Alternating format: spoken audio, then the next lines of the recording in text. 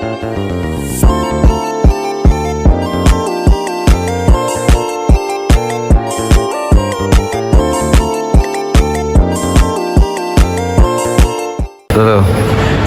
warahmatullahi wabarakatuh. Perkenalkan semuanya, nama saya Muhammad Dias Selangga dari kelas 12 MIPA 3 nomor absen 26.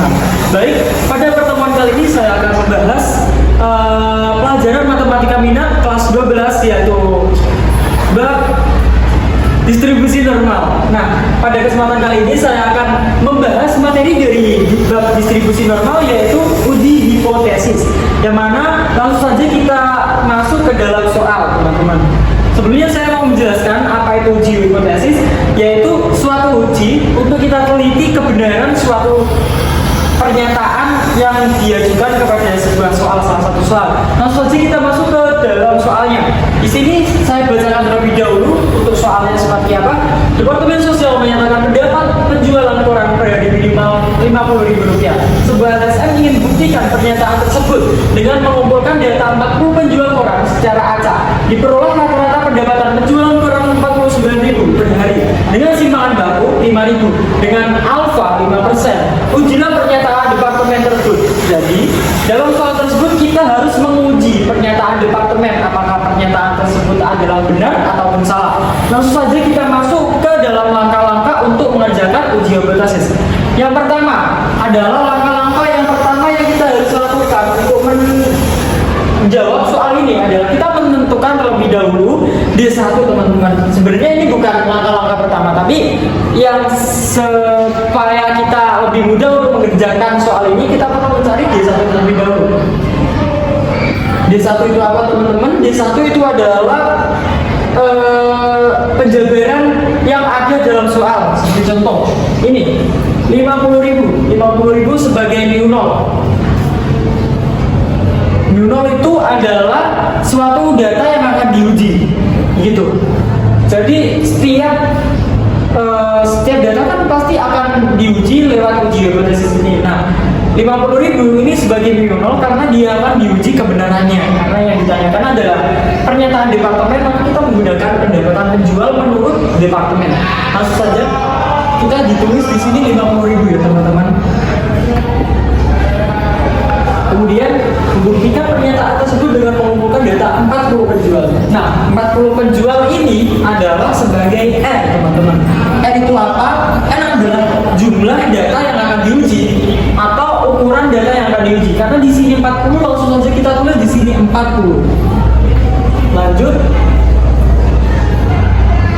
49 rata-rata. Rata-rata adalah X bar, maka langsung saja kita tulis di sini adalah X bar sama dengan 49.000. Selanjutnya adalah simpangan baku dengan tanda S, kita tulis di sini berapa ya, teman-teman? 5.000. Iya. Selanjutnya yang terakhir adalah alfa. Alfa itu untuk penentu kita di langkah yang akan kita kerjakan pada mengerjakan soal uji hipotesis ini. Alfa kita tulis di sini 5%. Nah, setelah kita menemukan di satu ini, teman-teman, langsung saja kita masuk ke dalam langkah pertama yang akan kita lakukan untuk mengerjakan soal ini.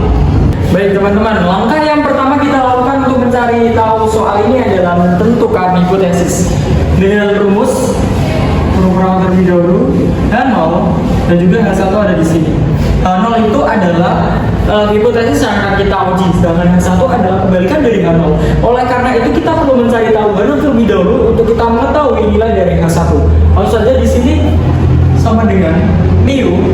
Nah, kemudian kita perlu mencari tahu simbol yang kita gunakan untuk mengerjakan soal ini. Apakah itu adalah sama dengan ataupun kurang dari sama dengan ataupun lebih dari sama dengan untuk menentukan arah tersebut. Nah, untuk menentukan arah tersebut kita perlu mencari tahu, membaca dari soal tersebut. Biasanya untuk kita mengetahui apakah dalam soal tersebut adalah sama dengan, kurang dari, atau lebih dari, itu adalah kata sebelum dari data yang akan kita uji. Karena di sini ada kata minimal, maka kita masukkan di sini adalah kurang dari sama dengan 50.000.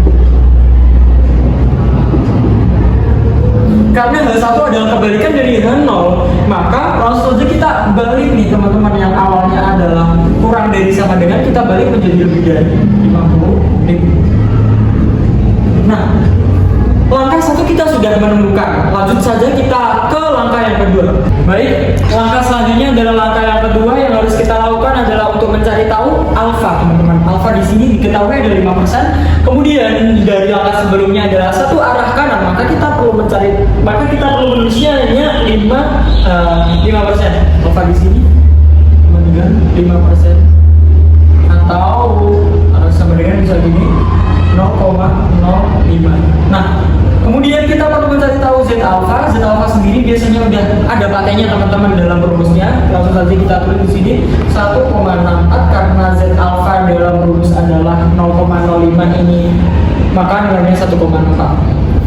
Selanjutnya langkah yang ketiga adalah mencari Z hitung. Langsung saja saya tulis di sini ya, Z hitung. Rumus dari Z hitung sendiri ada rumusnya teman-teman. Aku tulisin rumusnya aja ya. X bar min mu 0 per S per akar N. Ini adalah rumus dari Z hitung.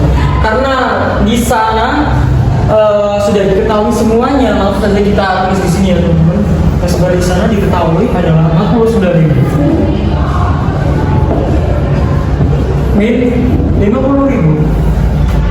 Yang di sini adalah di sana ada 250, kita tulis semua.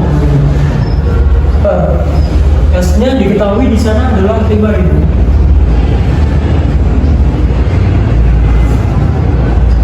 kan? 5.000. Per akar N-nya adalah 4. Nah, langsung saja kita hasilkan kembali di sini, kita dapat min 1.000. S-nya adalah 5.000.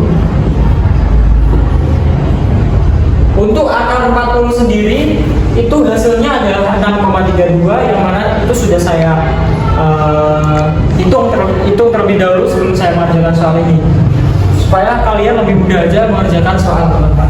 6,32. Lanjut, untuk mengerjakan lagi kita perlu tulis di sini karena ini adalah perbagian dalam perbagian. Langsung yang bagi kita pindah ruas, kemudian kita kalikan. Jadi di sini adalah min 1.000 kali 6. Di sini kita pindah ruas ya teman-teman. 6,32 per 5.000. Di sini bisa dicoret, dibagi 1.000. Di sini dapat min 1. Di sini dapat 5. Nah, selanjutnya kita kalikan saja di sini dikali min 1 kali 6,32 sama dengan min 6,32 per 5. Nah, hasilnya adalah min 1,62. Nah, ini adalah hasil dari Z itu teman-teman. Langsung kita masuk ke langkah keempat, yang mana langkah keempat tersebut kita perlu menggambar lonceng. Nah, di sini kita tulis. Kita gambar terlebih dahulu nih teman-teman loncengnya, untuk kita mengetahui apakah dengan tersebut teruji atau tidak. Setelah kita tergambar di sini lonceng, kita kemudian perlu menulis Z alpha. Z alpha itu sendiri kita tentukan dari arah yang sebelumnya kita uji, yaitu arah kanan. Maka di sini kita akan menulis di sini arah kanan. Sebelumnya kita perlu mengasir karena setiap dari pertanyaan pasti ada penolakan dan juga penerimaan. Penolakan sendiri itu dihasilkan dari soal yang telah kita kerjakan tersebut. Ya, di sana Z alfanya adalah 1,4, maka aku tulis di sini 1,4. Selanjutnya Z hitungnya ada di sini adalah min 1,62, maka saya akan tuliskan di sini karena semakin ke kiri maka nilainya semakin tinggi. Saya tulis di sini 1,62. Nah, kemudian kemudian untuk menentukan apakah ini adalah penolakan atau penerimaan cukup gampang banget, karena penolakan pasti tandanya adalah di aksir. Maka di sini saya tulis penolakan. Untuk daerah yang tidak diaksir kita tulis penerimaan. Maka bisa kita simpulkan bahwa H0 diterima. Selanjutnya langkah yang terakhir menentukan kesimpulan. Kesimpulan dihasilkan dari langkah yang keempat. Karena hal nol diterima, maka kesimpulannya adalah, saya ucapkan aja ya teman, soalnya kalau nulis capek banget. Nah, maka kesimpulan dari tabel yang telah kita uji adalah pendapat penjualan koran menurut Departemen Sosial adalah benar kenyataannya, karena dalam pertanyaan tersebut disuruh ujilah pernyataan departemen tersebut. Maka kesimpulannya adalah setelah kita menguji pernyataan dari departemen dan ditemukan bahwa H0 tersebut adalah diterima, maka departemen sosial tersebut pernyataannya adalah benar. Sekian dari saya, Muhammad Yasir Langga, pamit undur diri. Wassalamualaikum warahmatullahi wabarakatuh.